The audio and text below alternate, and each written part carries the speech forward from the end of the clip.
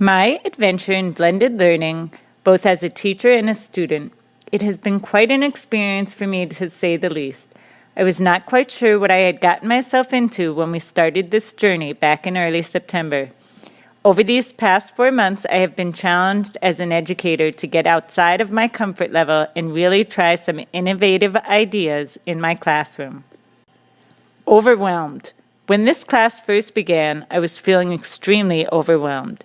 Not only was I taking my first grad class, I was taking my first online class. I also was in a new teaching position in a new district. There was a lot to take in during those first couple of weeks. This whole process has really started to make me think about who I am as a learner.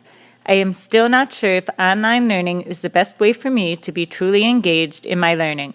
Because of this self-reflection, it also makes me wonder about my students and what are the best ways to make sure they are engaged learners.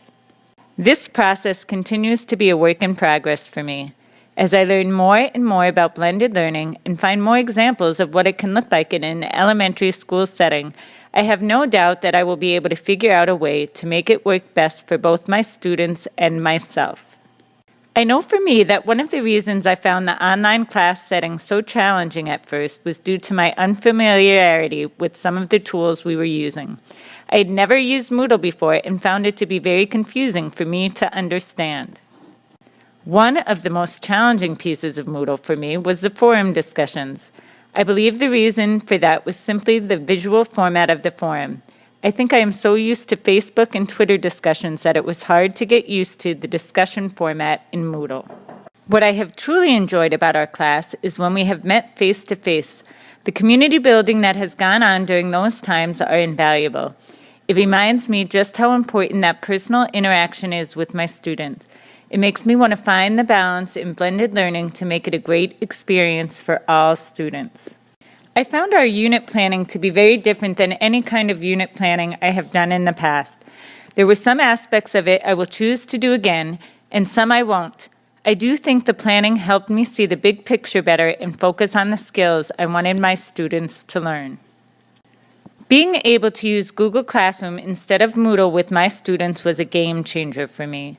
Once I knew I could use Google Classroom, a huge weight was lifted off my shoulders. Knowing how much I struggled with using Moodle myself, I knew it would be challenging for my 3rd and 4th graders as well. The majority of the students loved their introduction to Google Classroom. Seeing them so excited and empowered about their own learning made me appreciate the opportunities blended learning could allow my students to have. It happens so often when teaching, there were some roadblocks we came across. For one, Nearpod didn't work out well within the time limits we had both in class and when the students were working independently. This made me have to reevaluate some of the lessons planned. There were other roadblocks as well, one of the biggest ones being time itself and time management. What ended up happening is my unit became a unit on simply teaching the students how to use Google Classroom versus a unit on digital citizenship. Now that the students are familiar with many of the tools in Google Classroom, I will be able to move forward with the blended learning unit on digital citizenship in the near future. I did ask the students to evaluate their learning while using Google Classroom.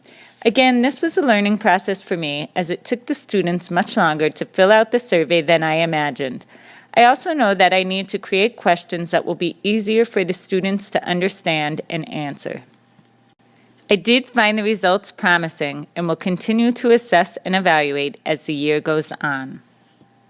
Of course, not all students found Google Classroom to be such a positive experience, but with responses like these, I am optimistic that Google Classroom can be a useful tool for student engagement. I also had the students fill out a survey evaluating the innovations class as a whole. The questions for this survey were a little easier to come up with than the other survey, but I still think I can fine-tune these as well to get a much better understanding of how students are feeling about things in class. Again, overall, I was very pleased with the findings. I would like to investigate more to find out if the work is truly too easy for the majority of the students, and if it is, how I can make it more challenging for them. I'd like to get into more specifics of what content they felt has been very easy to learn so far this year. I am glad to see a small percentage of students feeling as though they have not learned anything new yet this year. I think I might seek out those students individually and ask them in person what they would like to be learning about this year.